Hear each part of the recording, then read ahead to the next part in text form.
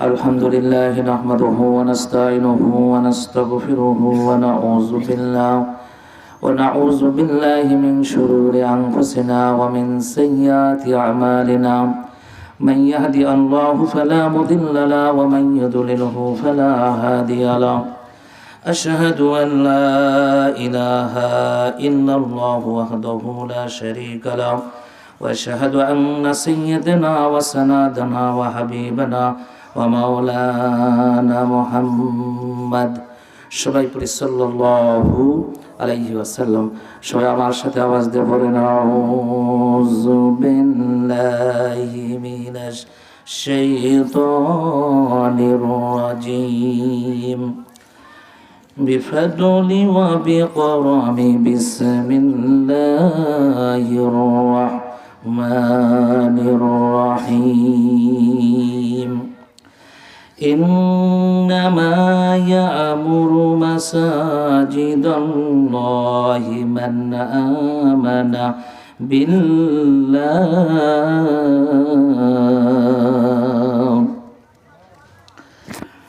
من آمن بالله واليوم الآخر وقام الصلاة وآتى الزكاة ولم يخشى إلا الله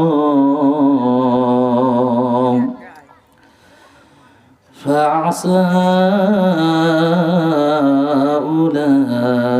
أولئك أن يكونوا من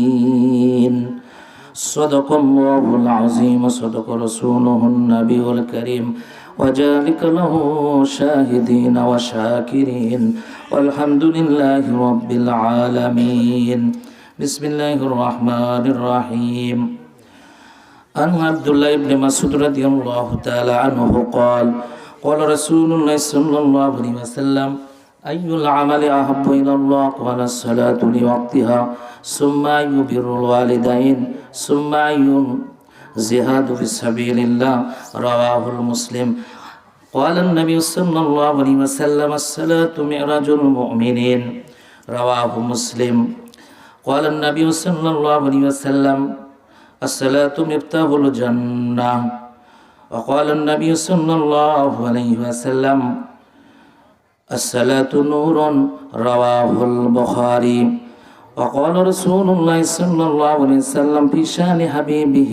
ومحبوبه إن الله وملائكته يصلون على النبي يا أيها الذين آمنوا صلوا عليهم وسلموا تسليما اللهم صل على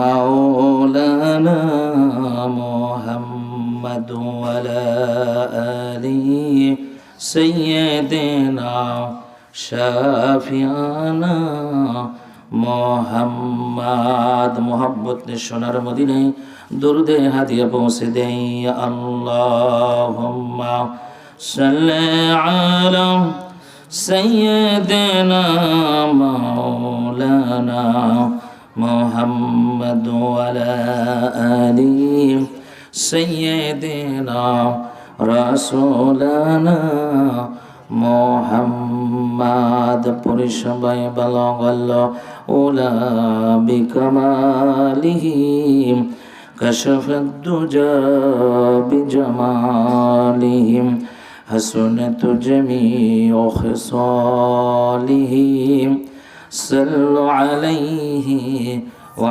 আলিহি আল্লাহুম্মা আমিন ربنا ظلمنا أنفسنا وإن لم تغفر لنا وترحمنا لنكونن من الخاسرين ربنا افرغ علينا صبرا وثبت أقدامنا وانصرنا على القوم الكافرين وانصرنا على القوم الفاسقين وانصرنا على القوم المنافقين আল্লাহ আমি গুনাহগার, আমি নালায়েক, আমি পাপী তাপী মানুষ মওলা।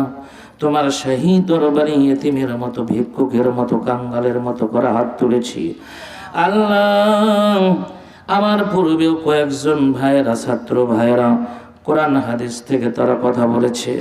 আল্লাহ, আমরা তো মানুষ, ভুলতে হবে, ভুলগুলো মাফ করে দিয়ে যা কিছু হাদিয়া দিবেন সর্বপ্রথম বিশ্ব নবীর রওজাতুল মুবারকের সওয়াবখানা পৌঁছে দিন।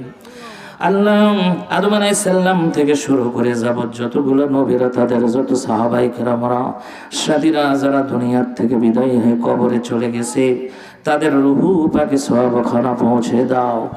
মাবুদ, আমার সাথে যারা হাত তুলে আমিন আমিন করেছে, আমি জানি না কে মা হারা, কে বাবা হারা, কে আত্মীয় স্বজন, পাড়া প্রতিবেশী হারা।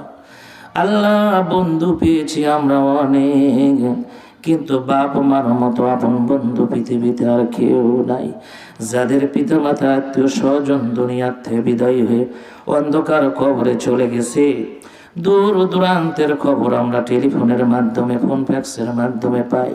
3.5 হাত মাটির নিচের খবর আজও পর্যন্ত কোনো বিজ্ঞানী দিতে পারলো না। আল্লাহ, কত মানুষরে আমরা নিজ হাতে কবরের মধ্যে শোয়া ওপরে মাটি দিয়ে চলে আসলাম রে মাওলা। জানি না কোন দিন জানি মসজিদের খাটনিটা আমাদের বাসার সামনে উপস্থিত হয়। আল্লাহ, যেদিন মসজিদের খাটনিটা আমাদের বাসার সামনে উপস্থিত হবে, সেই মাসটা যেন রমজান মাস হয়, দিনটা যেন জুমার দিন হয়। নবীজির চাঁদ মুখখানা দেখতে দেখতে, তাওহীদের কালেমা পড়তে পড়তে আমরা যেন দুনিয়ার থেকে বিদায় হতে পারি। আল্লাহ, যে কবরে নাই সাথী নাই বাতি, ওই কবরে আমরা কেমনে থাকবো রে মাওলা? নবীর রওজা থেকে আমাদের কবর পর্যন্ত তুমি পরিষ্কার ভাবে নূরের ব্যবস্থা করে দিও রে আল্লাহ। আল্লাহ, তোমার মাহবুব বান্দা না হওয়া পর্যন্ত তুমি আমাদের কবরের বাড়িতে শোয়ো না। আল্লাহ, বেনামাজি করে, জাহান্নামী করে তুমি হাসরের ময়দানে উঠায়ও না। আল্লাহ, আমাদের আজকের এই ছোট্ট মাহফিলটাকে আল্লাহ লোকজন দিয়ে তুমি ভরপুর করে দাও। আল্লাহ, আমি গুনাহগার বসেছি কিছু কথা বলার জন্য, আমার জবান থেকে সেই কথাগুলো বের করে দাও, যে কথাগুলো বললে দেশের কাজে লাগে, সমাজের কাজে লাগে, যুবক যুবতীর কাজে লাগে, আমি সহ সবাই যেন আমল করতে পারি। আল্লাহ, সেই কথাগুলো তুমি আমার জবান থেকে বের করে দাও। سبحان ربك رب العزة عما يصفون وسلام على المرسلين والحمد لله رب العالمين وجعل آخر كلمتنا عند الموت لا إله إلا الله محمد رسول الله لا إله। একটু জোরে সোরে আওয়াজ দিয়ে পড়ি, লা ইলাহা লা ইলাহা ইল্লাল্লাহ লা ইলাহা ইল্লাল্লাহ লা ইলাহা ইল্লাল্লাহ লা ইলাহা ইল্লাল্লাহ। একটু জোরে সরে পুরুষ মানুষের মতো গলা ছেড়ে দিয়া একটু জিকির করি, লা ইলাহা ইল্লাল্লাহ লা ইলাহা ইল্লাল্লাহ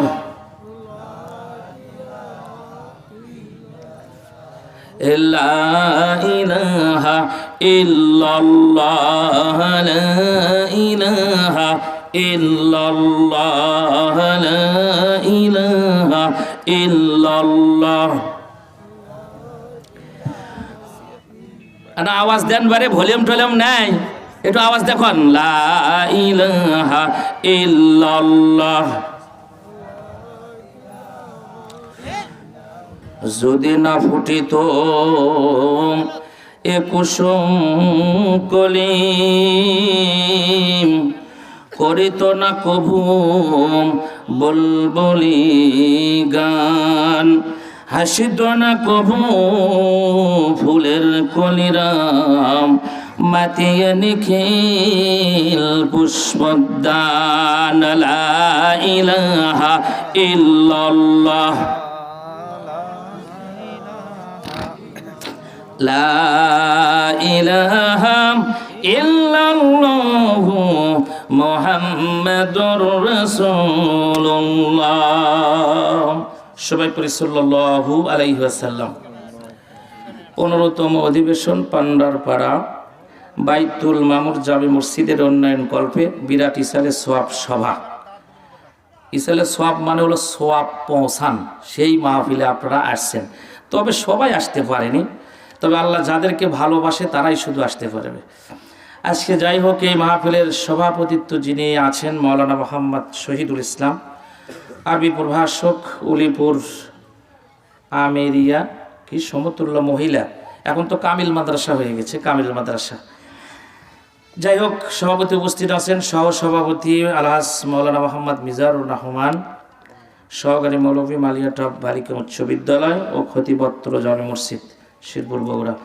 এরপরে প্রধান অতিথি, প্রধান মেহমান এবং প্রধান বক্তা সহ এবং যারা আলোচনা করে ধন্য করলেন, এবং মঞ্চে আমার সামনে উপস্থিত আছেন আমার প্রাণপ্রিয় এলাকার প্রাণপ্রিয় বন্ধুবর এবং মুরব্বীরা, পর্দার আড়ালে আছে মা ও বোনেরা। আমি আপনাদের সর্বপ্রথম সালাম জানাচ্ছি, আসসালামু আলাইকুম ওয়া রাহমাতুল্লাহি ওয়া বারাকাতুহু। সর্বপ্রথম মহান প্রভুর দরবারে আলী শানে সমস্বরে মস্তক অবনত চিত্তে শুকরিয়া জ্ঞাপন করে বলি আলহামদুলিল্লাহ। আর একটু জোরে সোরে মহাব্বতে একসাথে এক বাক্যে পড়ি আলহামদুলিল্লাহ।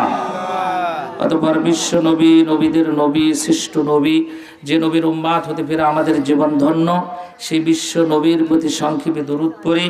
সবাই পড়ি সাল্লাল্লাহু আলাইহি ওয়াসাল্লাম। প্রিয় উপস্থিতি, মাহফিল করাতে কি বেজার না খুশি? সেটা কি কম না বেশি? খুশি হওয়ার অবস্থা দেখতেছি না আমি, সেই লক্ষণ পাওয়া যাচ্ছে না।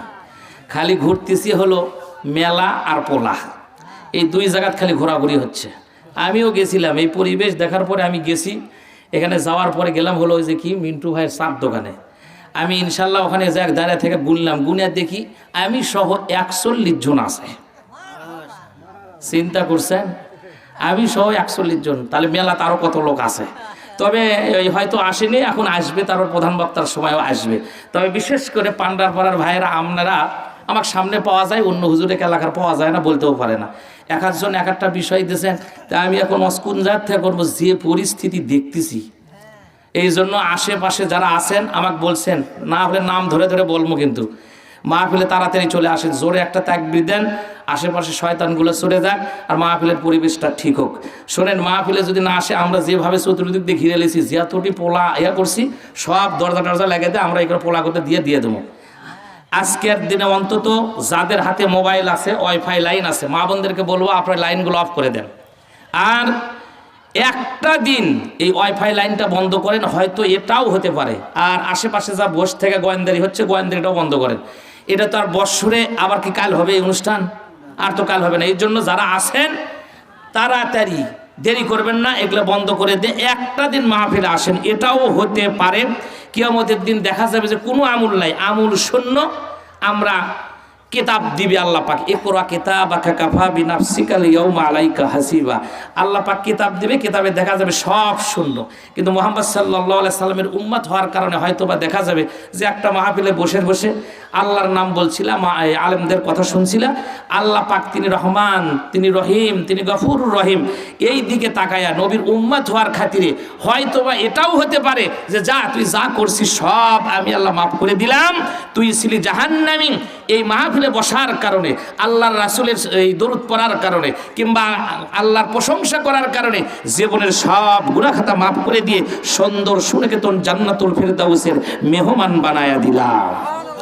এটাও হতে পারে না? পারে না বলেন তো? পারে, ইচ্ছা করলে পারে। তিনি যা ইচ্ছা তাই করেন, ফাআলুল লিমা ইউরিদ। আল্লাহ যা ইচ্ছা তাই করেন। এই জন্য আজকের দিন মা বোনদেরকে বলবো আপনারাও একটু শোনেন। আর এতক্ষণ অনেক সময় 5টার সময় বেলা ডোবার পরে এখন আর ওই খাওয়ার আর এনার্জি থাকে না। যাই হোক, 5টার সময় বেলা ডুবে গেছে, এখন খাওয়াটা সব শেষ হয়ে গেছে। অন্তত হলেও আজকের দিন একটু মাহফিলের পরিবেশটা সৃষ্টি করে দেন। বাসায় যাদের স্বামী আছে, স্বামীগুলো তাড়াতাড়ি ল্যাপের মধ্যে থেকে বাইর করে দেখুন, যা মোস্তাফিজের আপনার হুজুর ওয়াজ করতেছে তাড়াতাড়ি বাড়াও, যা ওয়াজটা শুনে আসো, অন্তত কিছুটা হলেও উপকার হবে, কিছুটা হলেও উপকার হবে। আমি বললাম এলাকাত বহু ওয়াজ করছি, আজকে এখানে যে ওয়াজ করবো সেটাও নতুন, অনেক জায়গাতে ওয়াজ করছি, আবার তাড়াতাড়ি যেটা করবো সেটাও নতুন, আবার এই যে কিশোরেশ্বর আছে ওটাও নতুন করবো ইনশাআল্লাহ। কারণ কোরআন শরীফ হলো বিশাল কিতাব, মহাসমুদ্র, ওখান থেকে আমার মতো হুজুরের কাম বাচ্ছে যে এটা শেষ করতে পারি? কিয়ামত পর্যন্ত তাফসির করে করে আলোচনা শুনে শুনে একটা বাক্য, একটা কালেমার ব্যাখ্যা লেখা শেষ হবে না। কুল্লাউ কানাল বাহরু মিদাদাল লিকালিমা, আল্লাহ বলছেন যে এই কালেমার ব্যাখ্যা লেখা কিয়ামত পর্যন্ত কোনো মানুষের সে মানে ক্ষমতা নাই যে এর ব্যাখ্যা লেখা শেষ করতে পারে। আর সেখানে আছে হলো 114টা সূরা, 6666টা আয়াত। এর ব্যাখ্যা লেখা আমার মতো হুজুরের শেষ করা সম্ভব না। এই জন্য মাহফিলে আশেপাশে যারা ঘুরতেছেন তাড়াতাড়ি মাহফিলের দিকে চলে আসেন। আলোচনা কিছু আমি করি সব জায়গাতে, এখানেও কিছু করব ইনশাআল্লাহ। প্রধান বক্তা আসার আগ পর্যন্ত জোরে একটা তাকবীর দেন, মাহফিলের পরিবেশটা ঠিক হোক আর লোকজনগুলো মাহফিলের দিকে চলে আসুক। কি ভাই পারি না আমরা তাকবীর দিতে পারি না? জোরে একটু তাকবীর দেন তো, লিল্লাহি তাকবীর। হলো না, গলাটা আগে সার্চ করে নেন, কোন লিল্লাহি তাকবীর, নারে তাকবীর, আলহামদুলিল্লাহ বলেন, আলহামদুলিল্লাহ বলেন। শুনেন, আমি কোরআন শরীফ থেকে একটি সূরা থেকে একটি আয়াত পড়েছি। সূরাটার নাম হলো সূরা আত-তাওবা। তাওবা অর্থ হলো ফিরে আসা। আগে মানেটা মনে রাখবেন, যে কোনো সূরা আলোচনা করুক হুজুরেরা সেটার অর্থ জানা জরুরি, না জানলে সেটার উপরে মর্যাদা থাকে না। ইংরেজিতে একটা যদি চিঠি আসে, আরবিতে যদি চিঠি আসে, শব্দগুলো না বুঝলে যে ভালো বোঝে তার কাছে পাগল পারা হয়ে চলে যায়, যে এই চিঠিটা আসছে, মেসেজটা যে আসছে এটা কি মরার না বাঁচার। আজকেই তো একজন আমার কাছে বলছে দেখছেন কত টাকা দিয়েছে, আসলে ফলস মেসেজ ওঠে দিয়া ওই মেসেজটা নিয়ে এসে আমার কাছে বলতেছে, তার মানে ওটা বোঝে নাই। এটা বোঝার জন্য কিন্তু একজন আর একজনের কাছে যায়। এই জন্য কোরআন শরীফটা হলো বিশাল কিতাব, এর ব্যাখ্যা জানার জন্য আমরাও আলেম ওলামার কাছে, বড় বড় আলেমের কাছে আমি এখনো পর্যন্ত যাই। তাতে এটা লজ্জার কিছু নাই, এটা শরমের কিছু নাই। কারণ কিয়ামত পর্যন্ত আপনি যত জানবেন তাও মনে হবে যে কিছুই জানি না, এটা মনে হবে আপনাকে। আপনি মনে করছেন যে আমি পাস করছি, আমি সবই জানছি, আমি মনে করছি যে আমি কামেল পাস করছি, আমি পাস করছি, সবই জানি, আমি মাস্টার্স করছি, LLB করছি, কিংবা কি বলে BCS করছি, সবই জানি না, কিছুই না, কিছুই জানা হয় নাই। কারণ শেখ সাদী রহমাতুল্লাহ আলাইহি বলতেন মালুম সদ কি হেক মালুম না সদ, যে আমি সমুদ্রের পাড়ে দাঁড়িয়ে শুধু বালুকোনা নাড়তে নাড়তে নাড়তে নাড়তে আমার জীবনের প্রদীপ নিভে চলে যাচ্ছে, নিভেই গেল। আর অথচ আমি এই মহাসাগরের মধ্যে কি আছে এটা এখনো পর্যন্ত সাগরের ভেতরে নামার ক্ষমতা আমার হলো না। এটা হলো সেই কোরআনুল কারীম।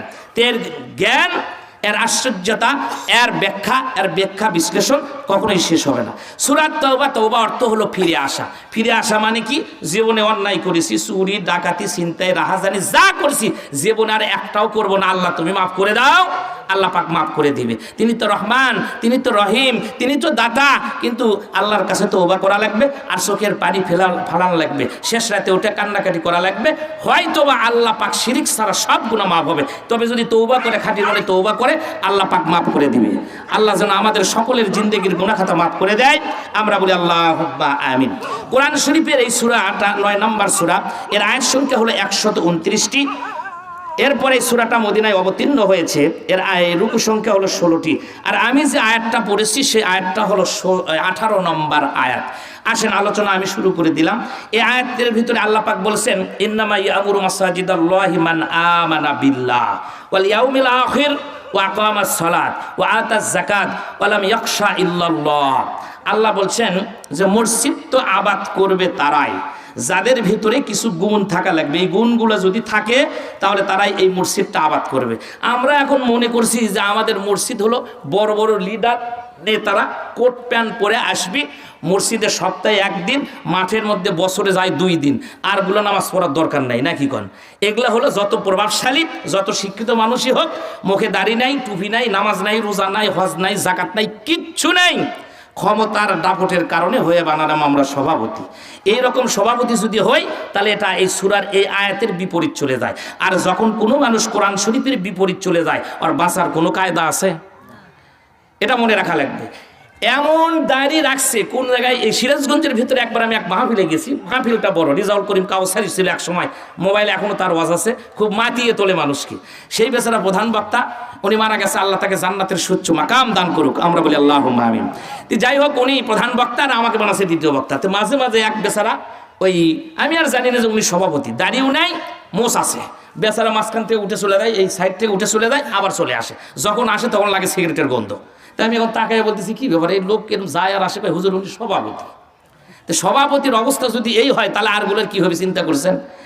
এই জন্য সভাপতি বানাতে হয় আলেমদেরকে, বরকাতান বানানো হয়। আর এখন হচ্ছে কে টাকা বেশি দিবি তাই হলো সভাপতি, তাতে নামাজ পড়ুক আর না পড়ুক, পেশাব করে পায় লিক আর না লিক, শীতের দিন তো একটু সমস্যায়। আরে যে দাড়ি না রাখা সভাপতি হয়েছে ও তো সভাপতির যোগ্যই না। কোরআন সুন্নাহ ভিত্তিক কথা আমি বলতেছি, এই আয়াতের ব্যাখ্যা গেলে আপনারা বুঝতে পারবেন। আর সেভ করার পরে বুড়ো হয়ে গেছে একবারে, দাড়ি যখন মনে করেন কাটতে কাটতে যখন 2-4টা দাঁড়ায়, মনে হয় ঠিক বস্তার মধ্যে যে কি করে কয় ধান ভিজানোর পরে যে টিয়াক হয়, মনে হয় মুখের দিকে তাকালে মনে হয় বস্তা ভিজেছে, মনে হয় টিয়াক হচ্ছে, তাই হয়নি? এই হলো পরিস্থিতি। সুতরাং এই কাজগুলো করেন না। আর যারা ওই দাড়ি কাটায়, বিশেষ করে মোজাম্মামার কাছে বোধহয় 40 বছরকার আগেকার এক বোতল আছে, ওরই মধ্যে হলো ফিটকারি। ওই ফিটকারির দিকে তাকালেই তার ক্যান্সার হবে, বিশেষ না হয়ে উঠছে যায় দেখেন কথা কন, হয়তো বা মোজাম্মামা শুনলেও মনে মনে মাইন্ড করবি আমার, এমন একটা রাখছে ওটা, ওই ফিটকারি যদি হাত দিলে ক্যান্সার হবে। তো এই জন্য সব বাড়ি সেভ করলে বাড়িতে না করেন এবারে, একবারে জীবনটা শেষ করেন না। তো যাই হোক, এই জন্য ওই যে জিনিসগুলো আমরা রাখছি, ওই জিনিসগুলো আর একটা দিয়ে কতজনকে যে কাটতেছে, কার কোন রকমের ব্যারাম আছে জানেন? ফিটকারির ভেতরে উপকার আছে, ফিটকারির ভেতরে অপকারও আছে। ফিটকারির কারণে মানুষের এই স্কিনটা নষ্ট হয়ে যায়, স্কিন নষ্ট হয়ে যায়, আপনার চামড়া নষ্ট হয়। অনেক সময় বেশি যারা দাড়ি কাটে দেখবেন দাড়ির ভেতরে ঘা হয়। একে তো ফেরেশতারা বরদোয়া করে কয়েকটা কারণে, সব সময় পাপ লেগে, ঘুমালেও পাপ হয়, দাঁড়িয়ে থাকলে পাপ হয়, বসে থাকলে পাপ হয়, টয়লেটে গেলে পাপ হয়, সব জায়গায় যেখানে যাবেন আপনি সব সময় পাপ হয়। সেটা হলো দাড়ি কাটার পাপ, বিশাল এই পাপ। এই জন্য আল্লাহ পাক হেফাজত করুক আমাদেরকে, আমরা বলি আল্লাহুম্মা আমিন। তা আল্লাহ পাক বলছেন যে ইন্নামা ইয়ামুরু মাসাজিদাল্লাহ মান আমানা বিল্লাহ, যারা মসজিদের আবাদ করবে তারাই, যাদের ভেতরে 1 নম্বর শর্ত হলো মান আমানা বিল্লাহ, যারা আল্লাহর প্রতি ঈমান আনছে। ঈমান ছাড়া কোনো কাজই কিন্তু হবে না, এটা মনে রাখা লাগবে। ঈমান ছাড়া আপনি যত ভালো কাজই করেন একটা আল্লাহর দরবারে কবুল হবে না, যত ভালো কাজ করেন। কারণ ওই যে আমার ভাইস্তে কিন্তু ওই যে ফেরাউনের রস করলো না, উনি দানবীর ছিলেন, মানুষকে মিশরের সব মানুষের খাবারের ব্যবস্থা করে দিয়েছিলেন।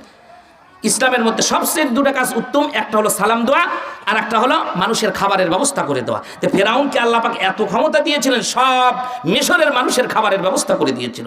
কাজটি খারাপ করছে, কিন্তু ঈমান ছিল না। ঈমান ছাড়া যত ভালো কাজই করবেন একটা আল্লাহর দরবারে গৃহীত হবে না, আল্লাহর কাছে কবুল হবে না। এই জন্য সমস্যা হচ্ছে, এটা গাইতেন না আমার কোনো সেটা গাইতেন। এই জন্য এই হালকা পাতলা শরীর তো আমার মতো তার স্বাস্থ্যবান না, যার কারণে ঠান্ডা হওয়ারই পারে। তো যাই হোক, জ্বর হচ্ছে, হ্যাঁ তাহলে গাইতেন। এই জন্য আমানা বিল্লাহ, 1 হলো ঈমান। 1 লেখে যখন ডান দিকে 0 দিবেন, 1-এর দাম বাড়ে না কমে? না হ্যাঁ হোক কোয়ান্ডে বাড়ে না কমে? বাড়ে। আর একটা 0 নিলে কি হয়? আরো বাড়ে না? 1 লেখে ডানে একটা 0 দিলেন কত হলো? আর একটা 0 দিলেন কত হলো? আর একটা 0 দিলেন কত হলো? হাই রে, 0-র এত দাম। আচ্ছা, 1 লেখে বাঁয়ে মোড়ে 0 দিতে দিতে একবারে যশোর পর্যন্ত চলে গেলেন, কত হবি? 1 থাকবে। তার মানে ডানে মোড়াকার 0-র দাম বেশি, ইমানের দাম সবচেয়ে বেশি। ইমান যখন আপনি আনছেন, ইমানের আনার পরেই প্রথম যে শর্ত সেটা হলো, যদি কেউ ইমান আনে জোহরের নামাজের আগে, তার জোহরের নামাজ পড়াটা তার উপরে আল্লাহ পাক ফরজ করে দিয়েছে। সে যে অবস্থায় থাকুক না কেন, গাও যদি শরীরটা যদি পাক পবিত্র অবস্থা থাকে, সঙ্গে সঙ্গে জোহরের নামাজ আল্লাহ পাক তার জন্য ফরজ করে দিয়েছে। আল্লাহ পাক বলছেন মান আমানা বিল্লাহ, এটা হলো 1 নাম্বার। মসজিদের যারা আবাদ করবে, যারা সভাপতি হবে, সেক্রেটারি হবে, এই গুণগুলো তাদের ভেতরে, এই কোয়ালিটিগুলো থাকা লাগবে, তাছাড়া কিন্তু মসজিদের সভাপতি হওয়া যাবে না। 1 নাম্বার গেল এটা। এরপরে 2 নাম্বার হলো ওয়াল ইয়াউমিল আখির, আখিরাতের প্রতি বিশ্বাস। আখিরাতের প্রতি বিশ্বাস আমরা তো মনেই করি না যে মরে যাবো না, কি হবি, পচে যাবি, কই কবরের মধ্যে যা আছে তাই হয়ে যাবি। আরে কি হবি আপনি বুঝতেছেন না? কি হবি 15 দিন, 7 দিন, 1 মাস পরে যখন কোনো বান্দাকে, আল্লাহর কোনো বান্দাকে কবরের ভেতরে রাখা হয়, রাখানোর পরে কি অবস্থায় হচ্ছে দেখছেন?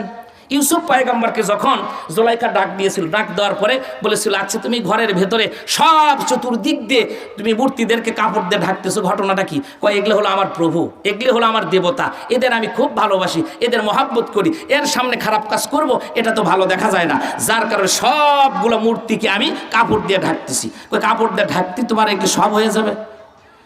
তুমি যে প্রভুর মুখগুলো ঢাকতেছো, কিন্তু আমার একটা প্রভু আছে, আমার একটা রব আছে, আমার একটা আল্লাহ আছে, সেই আল্লাহর মুখ, সেই আল্লাহর চোখ আমি কোন কাপড়ে ঢাকবো? তিনি সব জায়গার ভেতরে আছে। চিল্লায় বলেন সুবহানাল্লাহ। জুলাইখা ডাক দিয়ে বললাম, এ ইউসুফ আলাইহিস সালাম, তোমার চেহারা বড় সুন্দর, তোমার মুখের দাড়িগুলো কত সুন্দর, দেখো এই দাড়ির জন্যই তো আমি পাগল হয়ে গেছি। আমি রাস্তাঘাটে যখন চলি, চলার পর লোকজনগুলো আমার জন্য পাওয়ার জন্য বড় তারা তাকায়া থাকে, অনেকগুলো মানুষগুলো আমার পিছু পিছু ঘোরে, আর তোমাকে আমি ডাকতেছি তুমি কথা শোনো না। এই ইউসুফ তোমার দিকে তাকায়া দেখছো নাকি কোনোদিন? তোমার মুখের দাড়িটা বড় সুন্দর, এই সুন্দর দাড়ির কারণে তো আমি পাগল হয়ে গেছি। ইউসুফ পয়গম্বর তখন ডাক দিয়ে বললেন, এ জুলাইখা, যে দাড়ির জন্য তুমি আমাকে দেখে পাগল পারা হয়ে গেছো, ওই দাড়িটা কয়েকদিন পরে, মৃত্যুর পরে 7 দিন অথবা 15 দিন যাওয়ার পর ওই দাড়িটার মুখের সাথে থাকবে না। বলে এই ইউসুফ পয়গম্বর শোনো, তোমার চোখগুলা দেখতে বড় সুন্দর, তোমাকে আল্লাহ পাক এতই সুন্দর করে বানাইছে রে, এত সুন্দর চোখ আমি জীবনে কোনোদিন দেখি নাই। এরপরে এক একটা শরীরের এক একটা অঙ্গ প্রত্যঙ্গের প্রশংসা শুরু করে দিলেন। ইউসুফ পয়গম্বর তখন ডাক দিয়া বলে, জুলাইখা তুমি শোনো, মৃত্যুর পরে এই চোখের কথা বলতেছো, 15 দিন যাবে না, এই চোখের ভেতর থেকে যে নূরটা আছে, যে পানিটা আছে, নূরটা আল্লাহ পাক ছিনিয়ে নিয়ে যাবে। চোখের ভেতরে যে পানিগুলো আছে, পানিগুলো সব কবরের ভেতরে থাকবে, আমার চোখের ভেতরে পর্যন্ত পোকা ধরবে।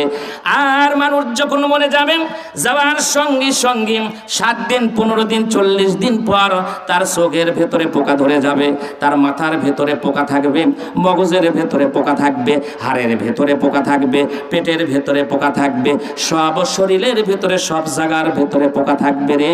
কিন্তু কোনো মানুষের ক্ষমতা নাই একটা বার এই পোকাগুলোকে সে হাত দিয়ে সরিয়ে দিতে পারে। একটু চিন্তা করেন, একটু গবেষণা করেন। আমি কালকে পড়ে গেছি, 7 দিন পরে এত সুন্দর শরীরটা আমার আর থাকবে না। কত কি যে শরীর লাগালাম, কত রকমের কি বলে এই প্রসাধনী যে লাগালাম, কত রকমের মেরিল লাগালাম, কত ধরনের পঞ্চ লাগালাম, সুনু পাউডার লাগালাম, এই শরীরটার শরীর থাকবে না।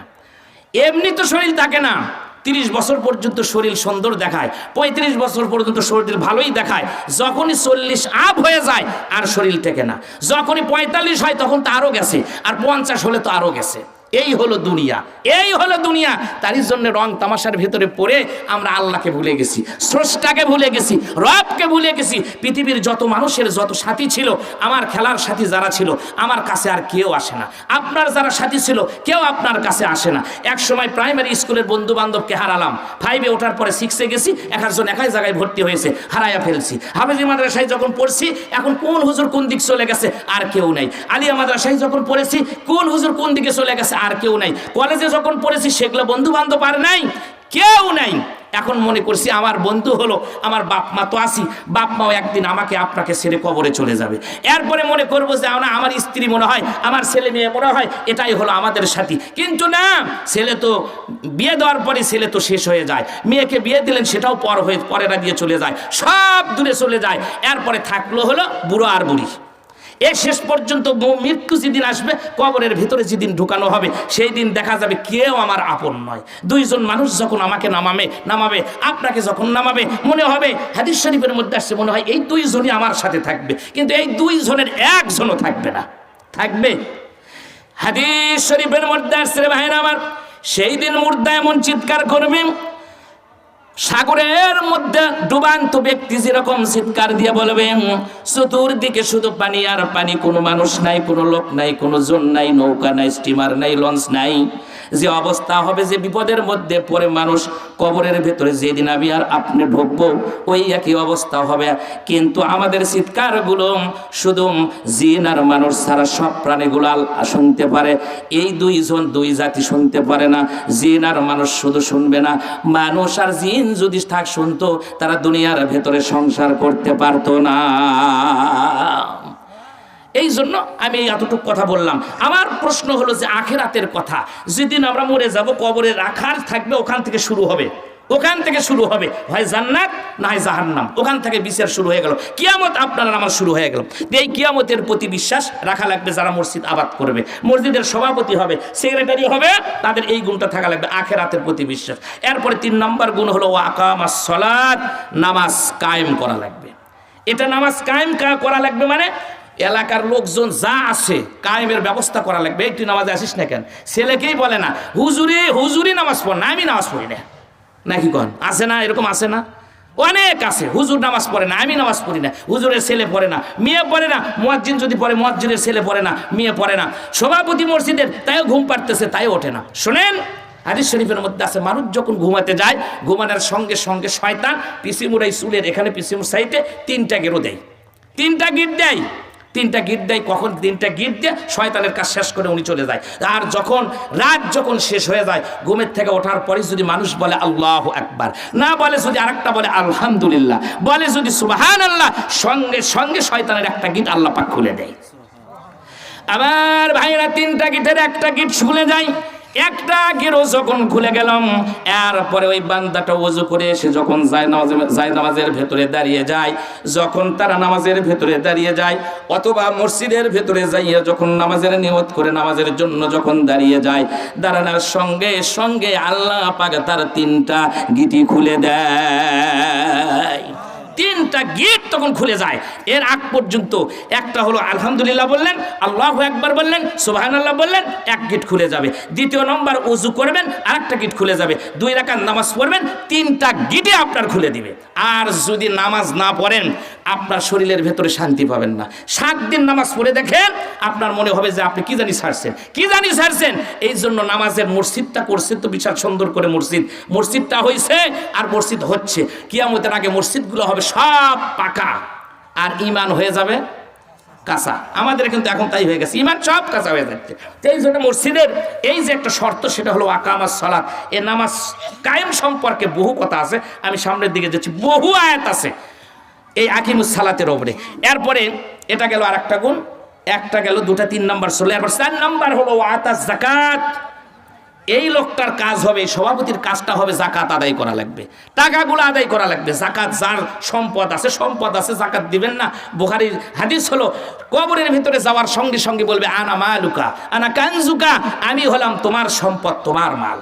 এই কথাটা বলবে। যারা কোটিপতি আছে তারা জাকাত দিতে চায় না, তার গরিব মানুষ হলে তো গরিব মানুষ আর করতে দিন আনে দিন খায়। এই জন্য যদি টাকা তোলা যেত জাকাতের, আমাদের বাংলাদেশে কোনো এনজিও থাকার কথা ছিল না, লোন নেওয়া লাগতো না, কিস্তি তোলা লাগতো না। যদি জাকাত অর্থনীতিটা, ইসলামিক অর্থনীতি ব্যবস্থা যদি থাকতো, বাংলাদেশ শুধু নয় সারা বিশ্ব জিন্দেগিত কোনোদিন এই ব্যাংক বলেন আর এনজিও বলেন একজনও টাকা তোলা লাগতো না। কথা বলেন ঠিক কিনা? যাই হোক, এই পর্যন্ত আমি আপনাদেরকে বললাম। এখন শোনেন, এই মসজিদের কমিটি হতে গেলে এই শর্ত তো থাকবেই, এর সাথে ইসলামের দৃষ্টিকোণ থেকে মসজিদের ব্যাপারে 7 শ্রেণীর মানুষ হলো দায়িত্বশীল। 7 শ্রেণীর মানুষ দায়িত্বশীল। এই কিতাবের নাম হলো আহকামুল মসজিদ। এই মসজিদের আদব সম্পর্কে এই কিতাবের ভেতরে সুন্দরভাবে বর্ণনা করা হয়েছে। 7টা লোক এর দায়িত্ব নেবে। 1 নম্বর দায়িত্ব হলো ইমামরা। ইমাম, এই মসজিদের ইমাম যারা থাকবে, এই এলাকার যারা ইমাম থাকবে, এই আলেমরা থাকবে, এরা দায়িত্ব নেবে। ইমাম মানে হলো নেতা, এই নেতারা আগে দায়িত্ব নেবে। 2 নম্বর হলো মুয়াজ্জিনের দায়িত্ব। ওদের আজান দেওয়া ঠিকঠাক মতো আজান দেওয়ার কারণে বুখারীতে আসছে, যদি কেউ কোনো মুয়াজ্জিন, কোনো মানুষ আল্লাহর বান্দা বিনা বেতনে 7 বছর দিবে, অন্য বর্ণনার মধ্যে আছে 10 বছর যদি বিনা বেতনে আজান দেয়, দেওয়ার সাথে সাথে মরে যাওয়ার সাথে সাথে কবর নামক দরজা দিয়ে, যে কোনো কবরের দরজা দিয়ে জান্নাতের 8টা দরজা, যে কোনো দরজা দিয়ে সে জান্নাতুল ফেরদাউসের মেহমান হয়ে যাবে। এটা কি সহজ কথা মনে করছেন? 7 বছর খালি বিনা বেতনে যদি আজান দেয়, কত মান, কত সম্মান আল্লাহ পাক এই মুয়াজ্জিনের দিয়েছেন। এরপরে 3 নম্বরে হলো ভাইয়েরা আমার, খাদেম থাকা লাগবে। খাদেম বলবেন নি হুজুর মসজিদের হুজুরের বেতন নাই, মুয়াজ্জিনের তো আরো নাই, তাহলে আবার খাদেম পাবেন কই? ও বন্ধু, ওয়াইফাই লাইন যখন 29 তারিখ আসে, দৌড় দেয় মোস্তাফিজার হুজুরের কাছে যা বিল দেয়। ইমামের বেতন কেন হয় না? মুয়াজ্জিনের বেতন কেন হয় না? খাদেমের বেতন কেন হয় না? কিয়ামতের দিন একজন মানুষ আল্লাহর জান্নাতে যেতে পারবে না। খুব গান বাদ্যযন্ত্রের জন্য খুব বেতন দিয়েছে 29 তারিখে, আর ইমামের বেতন 6 মাস পার হয়ে গেছে, খবর নাই, বাটাম ফেটে ফেলে দিবি আল্লাহ, কথা কোন ঠিক কিনা? এটা হলো জুলুমের গুলাম হবে, জুলুম। আরবিতে বলা হয় ওয়াদুসাইফি গাইরি মুহাল্লি, এই জুলুমের গুনাহ কিয়ামতের দিন আল্লাহ বলবে যে মানুষের প্রতি কে কি রকম জুলুম করছো, অত্যাচার করছো, এই জুলুমের গুনাহ কিয়ামতের দিন দিবে। এরপরে গেল খাদেম গেল, এরপরে 4 নাম্বার হলো প্রত্যেকটা মসজিদের ভিতরে একটা করে মক্তব পরিচালক থাকা দরকার। মক্তব হবে, ওই মক্তবের ভেতরে পরিচালনার লোকজন থাকবে। এরপরে ভাইয়ের আমার 5 নম্বর হলো কমিটির লোকজনগুলো থাকবে। তবে কমিটির ভেতরে এই আল্লাহর প্রতি ঈমান থাকা লাগবে, আখিরাতের প্রতি বিশ্বাস, নামাজ কায়েম করা লাগবে, যাকাত দেওয়া লাগবে। এই গুণ যদি কমিটির ভেতরে থাকে তারাই কমিটি হবে, এই লোকগুলা কমিটি হবে। অনেক কথা আছে কমিটির ব্যাপারে। তারপরে ভাইয়ের আমার 6 নাম্বার হলো দায়িত্বশীল সরকারি কর্মকর্তা থাকা লাগবে একজন। তাছাড়া মসজিদের উন্নয়ন হবে না, মসজিদের কোন জায়গায় কোন সমস্যা হলো সেটা লোকজনগুলা জানবে না, ভাববে না, যার কারণে দায়িত্বশীল হবে সরকারি কর্মকর্তা একজন নিযুক্ত থাকবে এই মসজিদটা দেখাশোনা করার জন্য। 7 নম্বর হলো মুসলমান যারা থাকবে তারা মসজিদের ভেতরে যখনই আজান হবে, আজান হওয়ার সঙ্গে সঙ্গে মুসলমানরা কাদারবদ্ধ হয়ে মসজিদের দিকে অগ্রসর হবে। এই 7টা গুণ, 7 শ্রেণীর মানুষগুলো হলো দায়িত্বশীল। কিয়ামতের দিন এই মসজিদটা আপনাকে আমাকে সাপোর্ট দিবে, আল্লাহর কাছে যা ভোট দিবে, দেওয়ার পর বলবে আল্লাহ এই লোক আমার সাথে দেখাশোনা করেছে, এই মসজিদ ঝাড়ু দিয়েছে, আমার কাছে মসজিদে নামাজ পড়ছে, কোরআন তেলাওয়াত করছে, সুন্নত নামাজ পড়ছে, ফরজ নামাজ পড়েছে, এখান থেকে নফল যা বাড়িতে পড়ছে, কোনো টেনশন নাই, আল্লাহ এই লোকটাকে তুমি মুক্ত দিয়ে দাও। এই মসজিদে কিয়ামতের দিন আপনার আমার পক্ষে সাক্ষী হবে, হয় বিপক্ষে যাবে নয় পক্ষে যাবে। এই 7 শ্রেণীর মানুষ আকামুল মসজিদের ভেতরে উল্লেখ করা হয়েছে। এখন শুনেন, একটি আদর্শ মসজিদের গঠনের অনেকগুলো সমস্যা আছে, অনেক সমস্যায় জর্জরিত মসজিদগুলা, বিশেষ করে বাংলাদেশের ভেতরে। আমি ইন্ডিয়াতে যখন সফর করেছি, ওখানকার একজন মহিলা, উনি যে আছে, ওর নাম জানি কি আমার মনে নাই, যে মহিলা, উনি প্রত্যেকটা ইমামের মসজিদের ওই মুয়াজ্জিন, খাদেম আর হলো ইমামকে মানে 14,000 15,000 রুপি করে বেতন তিনি সিলেক্ট করে দিয়েছে। চিন্তা করছেন, অথচ তিনি হিন্দু মানুষ হয়ে আমার বেতনের সব ব্যবস্থা করে দিয়েছে, কোনো সমস্যা নাই, ওই দেশে টেনশনও করা লাগে না। সব লোকজনগুলো কমপ্লিটভাবে মসজিদের মধ্যে আসে, টেনশন নেই, তুই আগে যা, ওই কয় তুই আজান দে, কই আমি তো জানি না, আর একজন কয় তুই যা সামনে মুড়া, কয় ভাই আমি যদি নামাজ পড়াবার ভালো হইনি তাহলে তো আমি ইমাম ভালো হইনি, আর একজন যদি পেলে দেয়, কয় শোন আমি খালি জোহরের নামাজ আর আসর নামাজ পড়াবার করি, আরগুলো বেঁধি না, মানে জোহর আর আসর পড়াবার পারে, আরগুলো পারে না, তার লক্ষণ কি ভালো? তাহলে আমরা জোহর আর আসর আপনি যদি কিছু না কয়েও পড়ান, কেউ বুঝবি? হঠাৎ করে জুব্বা পরে মসজিদের মধ্যে আসছি, আসার পরে দেখেই করছে এটা বিশাল হুজুরে এক দেখ সামনে মুড়ে দে, এখন দিয়ে ওই করছেন সুরা জানে না, কিছু কেরাত জানে না, ওই আসরের নামাজ আর জোহরের নামাজ পড়াবে, মাগরিব ঈশা আর ফজরের নামাজের কষ্ট কর না, এটা তো বোঝা লাগবে।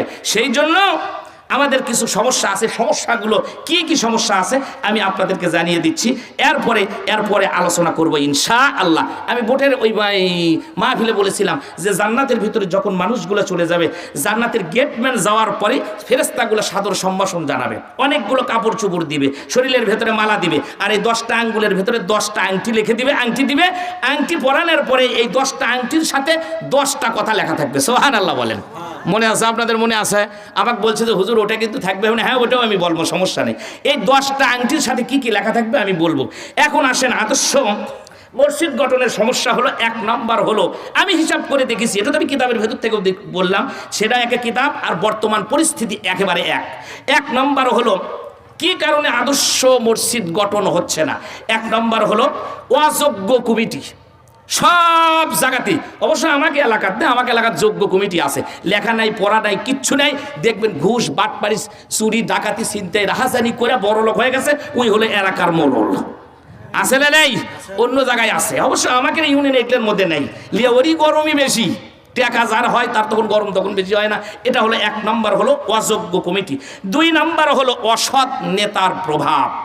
কত যে আমরা দেখলাম হঠাৎ করে নেতা হয়ে গেছে, হঠাৎ করে আকজুবি আলাইহিস সালাম হয়ে গেছে, আসে নেতা হয় মসজিদের ইমামের উপরে গরম, মুয়াজ্জিনের উপরে গরম, মুসল্লির উপরে গরম, এটি ভাষা পড়ে আছে, উঠিয়ে আছে, কেন তুই মসজিদ সাফ করে পারিস না?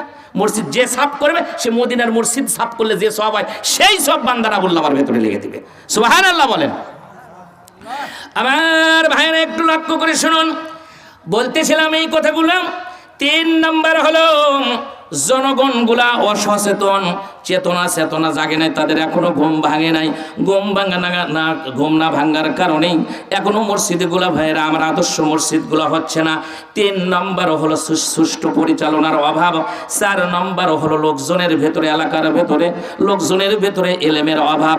এলেম যখন থাকবে তখন মানুষগুলো, এলেম যখন না থাকবে, না থাকার কারণে, এলেম না থাকার কারণে যারা জ্ঞানী হয়, এলেম হয়, তারা সমাজের লিডার হতে চায় না।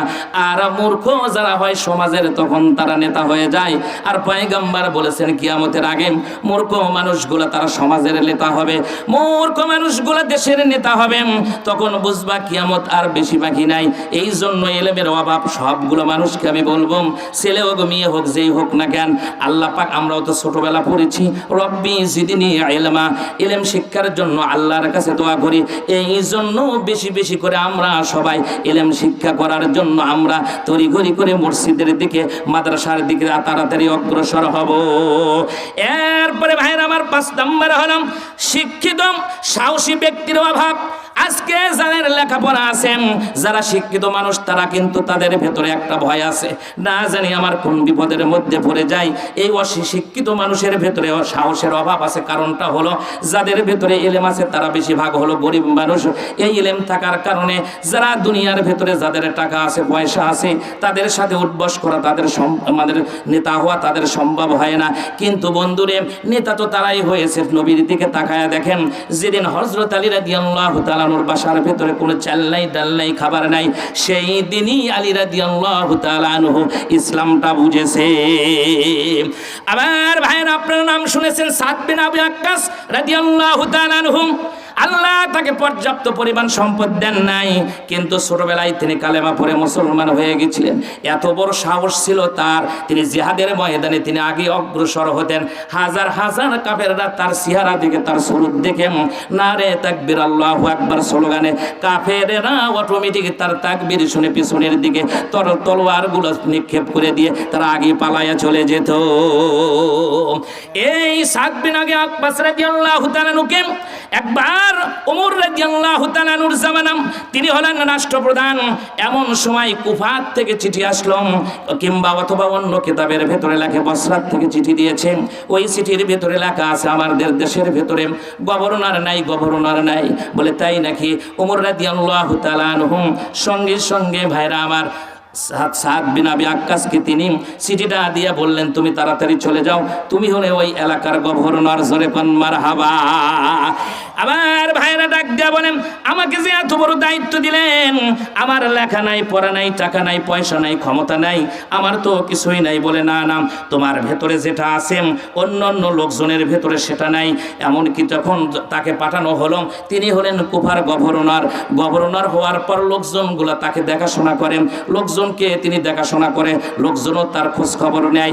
নিতে নিতে ভাইরা আমার ওমর রাদিয়াল্লাহু তাআলা আনহু একবার তিনি 1 মাস পরে লোকজনের কাছে খবর দিলেন। একজন লোককে, একটা দূতকে সংবাদ পাঠানোর জন্য তিনি পাঠাইয়া দিলেন, দেখো তো কুফার কি অবস্থা, বসরার কি অবস্থা, দেখো তো লোকজনগুলা কি অবস্থার মধ্যে চলতেছে। এমন সময় দেখা গেল রে ভাইরা আমার, কুফার ভেতরে যখন তিনি লোকজনগুলা ঢুকলাম, বলে তোমাদের গভর্নর যে আছে সাদ বিন আবি ওয়াক্কাস, তিনি কেমন লোক? ডাক দেয়া বলি, তার মতো ভালো মানুষ আজকে দেশের ভেতরে একটাও নাই। জোরে কোন সুবহানাল্লাহ। কারণ তার ভেতরে ছিল হলো কোরআন, তার ভেতরে সিনার ভেতরে ছিল রাসূলের লক্ষ লক্ষ হাদিস, যার কারণে তিনি 2 নম্বরে কোনো কাজ করে নাই। 1 মাস পর তিনি লোকজনের ওখান থেকে ফিরে আসলেন দূতটা। ওমর রাদিয়াল্লাহু তাআলা আনহু কয়েক মাস পর আরেকটা দূতকে পাঠিয়ে দিলেন। ওই দূতটাও দেখলেন, একই সংবাদ নিয়ে আসলেন। আবার কয়েক মাস পরে ভাইরা আমার আবার একজন দূতকে পাঠানো হলো। লিল্লাহি তাকবীর, লিল্লাহি তাকবীর। প্রধান বক্তার আগমন, শুভেচ্ছা স্বাগতম। লিল্লাহি তাকবীর। আলহামদুলিল্লাহ বলেন। আমরা যার জন্য আশা করেছিলাম প্রধান বক্তা উপস্থিত হয়ে গেছে নাকি ভাই? আর তো টেনশন নাই, প্রধান বক্তা হুজুর বসুক, আমি কিছু কথাটা বলি। এই সাদ বিন আবি আক্কাসকে লোকজনগুলা তারা চিন্তা করলো যে এই দেশের ভেতরে এই লোকজনগুলাকে দেখলো যে কোনো সমস্যা নাই, তো ওমর রাদিয়াল্লাহু তাআলা আনহু তিনি নিজেই চলে গেলেন। আমার ভাইয়ের আমার ছদ্মবেশে যখন চলে গেলেন, যাওয়ার পর দেখা গেল লোকজন গুলাম ওই জায়গার ভেতরে, দেশের ভেতরে মসজিদের কুফার ভেতরে ঢুকলেন। এরপরে তিনি কুফার ভেতরে ডাক দিয়ে মসজিদের লোকজনকে, মুসল্লিদেরকে লক্ষ্য করে বললেন, তোমাদের যে রাষ্ট্রপ্রধান আছে, যে গভর্নরটা আছে, এই গভর্নরটা কেমন অবস্থা, তাদের ইনি কেমন লোক? কেউ লোকজনগুলা কোনো কথা বলে না যে ইনি খুব ভালো মানুষ। আর একজন লোকজনগুলা বাইরে এসে জিজ্ঞাসা করার পরে বলে না, ইনি খুব ভালো মানুষ। এই রকম করে কথাবার্তা শুনতে শুনতে ভাইরা আমার, হঠাৎ করে মসজিদের ভিতর থেকে একজন লোক ডাক দিয়া বলে, তোমরা শোনো শোনো, এই সবগুলো গুণ তার ভালো আছেন। ডাক দিয়া বলে তার ভিতরে 3টা দোষ আছে। একজন দাঁড়িয়ে উঠে বলল, আমিরুল মুমিনিন ও উমর, আপনি শুনুন, 3টা দোষের ভেতরে 1 নম্বর দোষ হলো তিনি আমাদেরকে বিভিন্ন জায়গার ভেতরে যুদ্ধের ময়দানে পাঠিয়ে দেয়, কিন্তু তার ভেতরে মরণের ভয় আছে।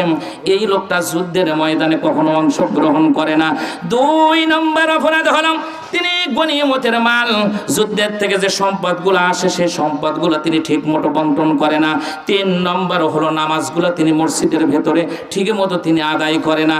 এই 3টা খারাপ গুণ যখন ওমরের বিরুদ্ধে একজন লোক নালিশ করলো, বলার সঙ্গে সঙ্গে সাদ বিন আবি আক্কাসের কাছে এই সংবাদটা পৌঁছে গেল। ওমর রাদিয়াল্লাহু তাআলা আনহু তখন ভাইরা আমার চোখের ভেতরে আর পানি ধরে রাখতে পারলেন না। এমন টাইমে তিনি চোখের পানিগুলো ছেড়ে দিয়া বলে, তোমরা যে খারাপ ধারণা করেছো আমি সাদ বিন আবি আক্কাস, এই গুণ আমার ভেতরে নাই। তবে তোমরা শোনো, তোমরা যে বললে আমি যুদ্ধের ভেতরে পাঠাই, আমি ভয় করি না, না আমার কোনো ভয় নাই। আমি কেবলমাত্র শুধুমাত্র ভয় করি হলো আমার আল্লাহ রব্বুল আলামিনকে। আমি শুধু আল্লাহকে ভয় করি। পরিচালনার জন্য যখন দায়িত্ব আছে, আমি তো দুনিয়ায় যেদিন আসছি সেই দিনই মরে গেছি। আর কিসের টেনশন, আর কিসের ঝামেলা, আর আমি এগুলো কিছুই মনে করি না। এরপরে তার জন্য দোয়া করলেন যে আল্লাহ পাক তোমাকে যেন অনেক অনেক হায়াত দেয়। কিতাবের ভিতরে আসছে রে ভাইরা আমার, যখন এই কথা বললেন আল্লাহ পাক তার এতই হায়াতটা বেশি করে দিয়েছিলেন, বৃদ্ধি করে দিয়েছিলেন, যার কারণে তিনি একেবারে কুঁজো হয়ে গেলেন। চোখের ভুরু পর্যন্ত তার নিচের দিকে নেমে আসছিল, তিনি দেখতে পারেন না। এরপরে চোখের ভুরুরগুলো উপরের দিকে তিনি রেখে চলতেন। ছেলে মেয়েগুলো তার সাথে ডিস্টার্ব করতো আর বলতো, এই দেশের ভেতরে তুমি সাদ বিন আবি আক্কাসের বিরুদ্ধে মিথ্যা মামলা করেছিলে, ওমরের কাছে মিথ্যা কথা বলেছিলে, দেখো আজকে অবস্থাটা কেমন হয়। এরপরে ডাক দেয়া বলেন, 2 নম্বর হলো ইয়া আমিরুল মুমিনিন, গনিমতের সম্পদ আমি ঠিক মতো বন্টন করি না। কে বলেছে? আমার বাসার ভেতরে দেখেন একটা কর্মচারী পর্যন্ত আমি রাখি নাই। আমি নিজের কাজকর্ম আমার সংসারের ভেতরে আমি নিজেই এখানে রান্না বান্না করে খাই। আমার যেটা খাবার দেখেন, খাবারের ভেতরে এখানে পর্যাপ্ত খাবারও আমি খাই না। তার গনিমতের সম্পদগুলো শুধু কুফাবাসীর জন্য, বসরাবাসীর জন্য খাবারগুলো, গনিমতের সম্পদগুলো বিতরণ করে দেয়। 3 নম্বর অপরাধ আমার বিরুদ্ধে বলছেন, আমি নামাজ ঠিক মতো আদায় করি না। হ্যাঁ ঠিক আছে, আমি মেনে নেই। সব সময় আমি মসজিদে যেতে পারি না, কারণটা হলো আমার শরীরের ভেতরে শুধু একটা জামা, এই জামাটা পরে পরে আমি নামাজ আদায় করি। 7 দিনের ভেতরে 1 দিন হয়তো বা মসজিদে যেতে পারি না, কারণ হলো এই কাপড়গুলা আমি নিজে ধৌত করে রোদের ভেতরে লাড়িয়ে দেই, দেওয়ার পরে একটা যখন শুকে যায় তখন আর একটা পরিধান করি। এই অবস্থার কারণে আমি মসজিদের ভেতরে যেতে পারি না। তাছাড়া পয়গম্বর যেভাবে বলেছেন, সাল্লু কামা রাআইতুমুনি উসাল্লি, নামাজ পড়ো সেইভাবে যেভাবে পয়গম্বর পড়েছে আমি সেইভাবেই নামাজ আদায় করি। একটু জিকির করেন, লা ইলাহা ইল্লাল্লাহ।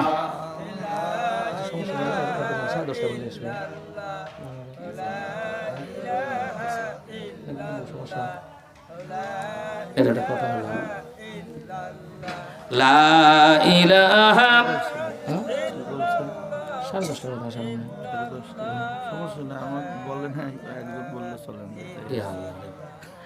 লা ইলাহা ইল্লাল্লাহু মুহাম্মাদুর রাসূলুল্লাহ। সবাই পড়ি সাল্লাল্লাহু আলাইহি ওয়াসাল্লাম। আসলে এই প্রধান বক্তা বসে থেকে আমি কোথাও কথা বলি না। হঠাৎ করে উনি আসছেন, তাই এখন আমাকে বলছে 10:30 পর্যন্ত, কিন্তু 10টা তো আমার রাতে 11 বাজে। কি 2-1 মিনিট চলবে না বন্ধ করে দেবো বলেন তো? হ্যাঁ শোনেন, এই যে 10টা কথা আমি এই কি বলে জান্নাতের ভেতরে লোকজন যখন যাবে 10টা আংটির 10টা কথা বলবে, ওটা ওই জায়গাতে ওয়াদা দিছি, এটা না বললে আবার ওয়াদাটা খেলাপ হয়ে যাবে। তাই আমি এই কথাটা বলে আমি শেষ করে দিব। এটা জোরে একটা তাকবীর দেন তো, আশেপাশের লোকজন যারা আছে তারা আসুক। লিল্লাহি তাকবীর, লিল্লাহি তাকবীর। মা আয়েশা সিদ্দিকা রাদিয়াল্লাহু তাআলা বলেন, নবীজি বলেছেন, যখন মুসলমানেরা জান্নাতি মানুষেরা জান্নাতের দিকে চলে যাবে, গেট পর্যন্ত যাওয়ার সঙ্গে সঙ্গে ফেরেশতারা তাদেরকে সাদর সম্ভাষণ জানাবে আর তাদের জন্য ভালো দামি জান্নাত থেকে পোশাকগুলো পরিধান করে দিবে। এমনকি অনেক রকমের হাদিয়াগুলো দেওয়া হবে। হাদিয়ার ভেতরে পয়গম্বর বলেন, মা আয়েশা সিদ্দিকা রাদিয়াল্লাহু তাআলা আনহা হাদিসটা বর্ণনা করেন যে মানুষের 10টা আঙ্গুলের ভেতরে 10টা আংটি তারা লাগাইয়া দিবে, আর এই 10টা আংটির ভিতরে 10টা লেখা থাকবে। 10টা লেখা থাকবে আংটির সাথে। 1 নম্বর লেখা থাকবে যে আল্লাহ পাক তোমাদেরকে সালামান কাওলাম মির রব্বির রহিম, আল্লাহ রব্বুল আলামিন তোমাদেরকে সালাম জানাবে। জোরে কোন সুবহানাল্লাহ। এটা হলো 1 নম্বর, সালাম জানাবে। 2 নম্বর হলো তোমরা সুখে থাকবে। সুবহানাল্লাহ কোন। দুনিয়ার ভেতরে তোমরা ঝামেলায় ছিলা, অনেক ঝামেলা, ব্যবসার ঝামেলা, ছেলে মেয়ের ঝামেলা, তারপরে আলু লাগানোর ঝামেলা, নেতা নেত্রীর ঝামেলা, সংসারিক ঝামেলা, যত ঝামেলাই থাক না কেন পয়গম্বর বলেন আংটির সাথে লেখা থাকবে তোমরা সুখে থাকো। 3 নম্বর লেখা থাকবে, এক আংটির ভেতরে লেখা থাকবে তোমরা সদা সর্বদা এখানে বসবাসের জন্য তোমরা জান্নাতের ভিতরে প্রবেশ করো। জোরে কোন সুবহানাল্লাহ। এরপরে ভাইরা আমার 2 নম্বর হলো আংটির ভেতরে লেখা থাকবে তোমরা শান্তি এবং নিরাপত্তার সাথে তোমরা জান্নাতের ভেতরে প্রবেশ করো। জোরে কোন সুবহানাল্লাহ। তাহলে দেখেন আংটির সাথে লেখা থাকবে সুন্দরভাবে তোমরা নিরাপত্তার সাথে তোমরা জান্নাতের ভেতরে প্রবেশ করো। 3 নম্বর হলো তোমাদের দুঃখ বেদনা দূর হয়ে গেছে আজকের থেকে। দুনিয়ার ভেতরে মানুষের ঝামেলায় ছিলাম, অনেক টেনশনের ভেতরে ছিলাম, আজকের থেকে তোমাদের জন্য দুঃখ বেদনা যা আছে সবগুলোকে আল্লাহ পাক মুক্ত দিয়ে দিয়েছেন। 4 নম্বর হলো আর ফেরেশতারা বলবে আমরা তোমাদেরকে ভালো পোশাকগুলো পরিধানের ব্যবস্থা করে দিচ্ছি। 5 নম্বর হলো আমি তোমাদেরকে হুরদের সাথে আজকে বিবাহের ব্যবস্থা করে দিচ্ছি। ফেরেশতারা বলবে তোমাদের কোনো টেনশন নাই, হুরদের সাথে তোমাদের বিবাহের ব্যবস্থা করে দিচ্ছি। 6 নম্বর হলো আমি তোমাদের ধৈর্যের কারণে প্রতিদান দিয়েছি, সেই প্রতিদানটাই হলো তোমাদের জন্য জান্নাত। 7 নম্বর হলো দুনিয়ার মানুষ তোমরা বয়স হওয়ার কারণে তোমরা বুড়ো হয়ে যাও, আর জান্নাতের ভেতরে যখন তোমরা চলে যাবে তোমরা জীবনে যুবক থাকবা, তোমাদেরকে বার্ধক্য পেয়ে বসবে না, তোমরা কখনোই বুড়ো মানুষ হবে না, তোমাদেরকে বুড়ো হওয়ার স্পর্শও করবে না। 8 নম্বর হলো তোমরা নিরাপদে তোমরা দুনিয়ার ঝামেলা থেকে ফিরে এসেছো। 9 নম্বর হলো তোমাদের বন্ধু হবে আজকে নবীগণ, সিদ্দিকগণ আর সুহাদাগণ আর নেককার লোকজন। এই লোকজনগুলা পয়গম্বররা, সিদ্দিকরা, শহীদরা, নেককারগণ হবে তোমাদের সাথী। 9 নম্বর গেল। 10 নম্বর হলো তুমি দয়াময় আল্লাহের আশ্রয়ের ভেতরে আছো এখন, আর আল্লাহর করুণার মধ্যে তোমরা আছো, তোমাদের কোনো টেনশন নাই, কোনো চিন্তা নাই। আজকে এখান থেকে এই আংটিগুলো পরার পরে জান্নাতের দরজাগুলো খুলে দিবে ফেরেশতারা। সঙ্গে সঙ্গে মুসলমানরা, ঈমান আলারাম যারা কোরআনকে ভালোবেসেছে, ইসলামকে ভালোবেসেছে, কোরআন অনুযায়ী যারা দুনিয়ার ভেতরে চলেছে, আল্লাহ রাব্বুল আলামিন তাদেরকে জান্নাতুল ফিরদাউসের মেহমান বানায়া দিবে। গেল, এখন আর আপনাদের বাড়ালাম না, থাক যেখানে যে অবস্থায় আছে এটাই থাক। প্রধান বক্তা হুজুর যেহেতু চলে আসছে, আর দেরি নাই, আমি আপনাদের একটা হাদিস বলে দিই, এটা অনেক জায়গায় বলি, আমি তো আর সেই পরিবেশের মধ্যে থাকলাম, প্রধান বক্তা থাকলে আসলে ওয়াজ হয় না, এটা ব্যাকাদা হয়ে গেছে, অনেক কথা বলবার চেয়েছিলাম আমি। তো যাই হোক, এখন একটা হাদিস আমি আপনাদের শোনেন। একটা হাদিস হলো বুখারীতে আসছে, আল্লাহ পাক কিয়ামতের এই মানে কি বলে সকালবেলা ফেরেশতা পাঠিয়ে দেয়, 2টা ফেরেশতা আল্লাহ পাক স্পেশাল পাঠিয়ে দেয়। সেটা হলো ফেরেশতাগুলো তখন আসতে থাকে, যখন আসার পর দেখে, দুনিয়ার ভেতরে আসার পরে দেখে যে এই বান্দা দান করে কিনা। দান যখন করে, দানবীরদের খাতায় আল্লাহ পাক তার নামটা উঠাইয়া দেয়। সুবহানাল্লাহ কোন। আর একটা ফেরেশতা আসে, দেখে সকালবেলা যে দান করে না কি করে, যখন দান করে না তখন তাকে একেবারে কৃপণদের খাতায় আল্লাহ পাক তার নামটা লিখে দেয়। তাহলে এখন বলেন আমরা কি দানবীরের খাতায় থাকবো নাকি কৃপণের খাতায় থাকবো? দানবীরের। তাহলে দানবীরের যদি থাকি তাহলে পকেটের ভেতরে হাত দেওয়া লাগবে। দানবীর যারা দান করবে বেশি তারা জান্নাতের নিকটে, আর যারা কৃপণ হবে তারা জাহান্নাম থেকে দূরে। আসল কথা হলো মসজিদের যে কমিটি গঠন করা হয়, সভাপতি নিযুক্ত করা হয়, সেগুলো দেখে শুনে কোরআন সুন্নাহ ভিত্তিক করা আমাদের দরকার আছে না নেই? তাহলে রহমত হবে, তাছাড়া রহমত হবে না। এখনকার মাহফিল আর রহমত হয় না। কি কারণে জানেন? মাহফিলের লোক যে টাকা দেয়, লেখা নাই, পড়া নাই, দাড়ি নাই, মোছ নাই, নামাজ নাই, কিচ্ছু নাই। কয় টাকা দিবি? কত? কয় 1 লাখ। কয় আমি সভাপতি। আল্লাহ কয় টাকাই থাকবি, কিচ্ছু নাই। কথা কন, এই অবস্থা আছে। বক্তা আমরা আমাদের মতো হুজুর অনেক সুবিধার নেই। টাকা 80,000 গুণে আগে লিয়া মঞ্চে ওঠে, সেটাও বেকাদাত আছে। ওই কিয়ামতের দিনে হুজুর খালি টাকাই থাকবি, আমল নামা শূন্য। কথা কন ঠিক কিনা? আবার শ্রোতা যারা আছে, যারা অন্য বক্তার টাকা দেয় না, কিয়ামতের দিন ওরাও দেখবি শূন্য। জুলুম করতেছে মানুষেরা। একজনের দিয়েছে 50,000, আর একজনের 2,000 টাকা বাড়ায় না। এই হলো পরিস্থিতি এখন। কথা কন ঠিক কিনা? সুতরাং এই কাজ করা যাবে না। আবার শ্রোতাগুলোর মধ্যেও ঝামেলা আছে। শ্রোতারা দেখে কার কণ্ঠ ভালো, কার গান ভালো, কার ওই মানে হাসামের পারবি ভালো। হাসতে হাসতে ওজুলে মাহফিলে আসিয়া নাপাক হইয়া, ওজু তো দূরের কথা, হাসিয়া পাই দিয়ে এখান থেকে চলে যায়। কিয়ামতের দিন দেখা যাবে শ্রোতারও কিছু নেই। এই হলো পরিস্থিতি। কোরআন নাই, কিচ্ছু নেই। মামা হ্যাঁ, ও সিরিপ আছে। এবারে আপনি কখন টাকা দিবেন? জিলাস ভাই আমাকে বড় ভাই 1,000 টাকা দিয়েছে। জোরে কন মারহাবা, লিল্লাহি তাকবীর। জিলাস ভাই 1,000 টাকা, জোরে কন মারহাবা। আল্লাহ তুমি তার দানে বরকত দাও। আল্লাহ কি আশা করে দিয়েছে জানি না, নেক নেক জায়েদ আশা পূরণ করে দাও। সোনার মক্কা মদিনা জিয়ারত করার তৌফিক দাও। আমরা বলি আমিন। আর কেউ আছেন নাকি? আর কেউ আছেন? দিবেন না? আমি ছেড়ে দেবো। ছেড়ে দিই, আমি ছেড়ে দিই। অনেক কষ্ট হয়ে গেছে। প্রধান বক্তা হুজুরে বসে রেখে আসলে আলোচনা করো ঠিক নয়। আমি আপনাদের কাছ থেকে দোয়া চেয়ে দোয়া করে। আর কেউ দেবে? হ্যাঁ, শেষ করে দিলাম। হ্যাঁ, আর কতই দেয়? একবার হালকা তাল লেছেন, সকালে একবার লেছেন, বিকেলে একবার লেছেন, আবার আমি চিল্লাচ্ছি, চিল্লে দিচ্ছি। এটা কি ঠিক হচ্ছে? তাই এ ভাই পান্লা গাড়ির ভাইরা, আচ্ছা এই পান্ডার পাড়ার কয়জন আছেন দেখি? এটা হাত তোলেন তো। 1 2 3 4 5 6 7 8, মানে এই 8 জন 9 জনই খালি পান্লা গাড়ির আছেন না? খুকুন ভাই এখন শাওলা গাড়ি চলে গেছে। তাহলে এই 8 জন 9 জন হলো পাল্লা গাড়ির, আর গুলো নাই। মানে ভূমিকম্পে ওরা চাপা পড়ে মরে গেছে। তাদের ঘুমই নেই, ঘুমই ছাড়েনি এখনো পর্যন্ত। আস্তাগফিরুল্লাহ, আস্তাগফিরুল্লাহ। এ জাতিকে কবে হুঁশ ভাঙাবে রে ভাই? আল্লাহ হেফাজত করুক। আমরা বলি আল্লাহুম্মা আমিন। যারা কাজকর্ম করেছেন সেটা ভিন্ন কথা। বাড়ির বসে থেকে মাহফিল শুনলেন না, কিয়ামতের দিন এই মাহফিল আপনার বিরুদ্ধে মামলা করবে। মাহফিল করে বাড়িতে বসে থাকার কোনো সুযোগ নাই। আমার কথা শোনার জন্য অনেক দূর থেকে আসছে। কুসুম্বি কাশিপাড়া থেকে আসছে, এরপরে ওই শালাগের ওই পাড়া থেকে আসছে, অনেকগুলো শেরপুর যায় না, সেগুলো লোক দেখতেছি।